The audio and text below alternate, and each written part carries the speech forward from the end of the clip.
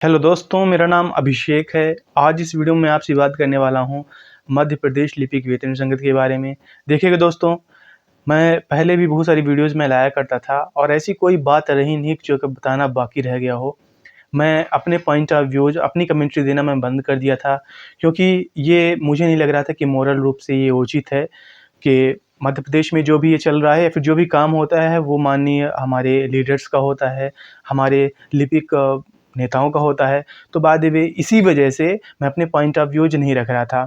लेकिन देखिएगा, इस बार जो हुआ है, जो इस बार हमारे सामने अगला फ़ेज़ है, 29 तारीख को भोपाल में एक प्रोटेस्ट की बात कही गई, वो हुआ भी, लेकिन जो आगे का चरण है वो मेरे हिसाब से मिसलीडिंग है मेरे हिसाब से। इसे मैं नकारात्मक रूप में नहीं रख रहा, पुट नहीं कर रहा, लेकिन अगर मैं कंपैरिज़न करूँ पिछले साल से, तो जून फर्स्ट वीक में तो कितने सारे संवर्ग रहे, उनकी वेतन विसंगतियाँ दूर हो गई हैं। किसी की विसंगति है नहीं, बहुत कम ऐसे पोस्ट हैं। लिपिक क्लेरिकल कैडर ऐसा है जिसकी जायज़ माँग है। देखिएगा, माननीय कोर्ट का भी आदेश है, कमेटियाँ भी कितनी सारी बनी हैं। तो ये मैं कोई मिसलीड करने के लिए या फिर आपको डाइवर्ट करने के लिए मैं कोई भी बात अपने से नहीं रख रहा। ये बात ऑथेंटिक है, इसके लिए फ़ाइट चली है कितने दिन। तो ये जायज़ माँग है। फिर भी कहीं न कहीं इसका जो टाइमलाइन या फिर ड्यूरेशन रखा गया है अपनी बात रखने का, तो देखिएगा कितना 1 महीने का प्योरली अभी से गैप है। 25 जून को दिन वो बाद में अगला निर्णय लेंगे कि करना क्या है। दूसरी बात ये है कि जो इस ज्ञापन में बात रखी गई कि हमारी बात अभी सरकार से किसी भी तरीके से हो नहीं पाई है। तो ये देखिएगा, ये दुखद है ना। हमारे जो रिप्रेजेंटेटिव हैं, कम से कम पूरे मध्य प्रदेश को रिप्रेजेंट कर रहे हैं, उनको कम से कम इतना तो रखना चाहिए ना कि अपनी बात क्या है या फिर सरकार क्या विचार रख रही है।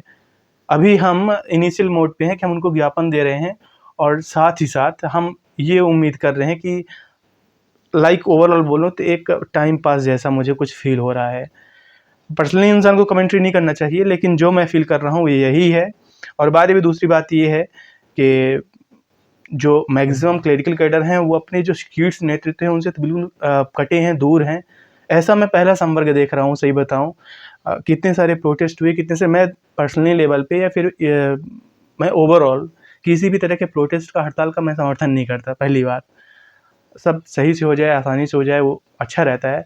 लेकिन आप आए दिन देखे होंगे कि मध्य प्रदेश में ही जितने भी संवर्ग रहे हैं, छोटे से लेके बड़े संवर्ग, चाहे वो डॉक्टर्स का एसोसिएशन क्यों ना रहे, आए दिन प्रोटेस्ट करते उनकी मांगें पूरी होती हैं। लेकिन जो जायज़ माँग है, जो वर्षों पुरानी है और जो सच में माँग है, जायज़ माँग है, जिसको माननीय हाई कोर्ट ने कई दफ़ा समर्थन किया है और बोला है, फिर भी क्लेरिकल कैडर का कुछ नहीं हो रहा है।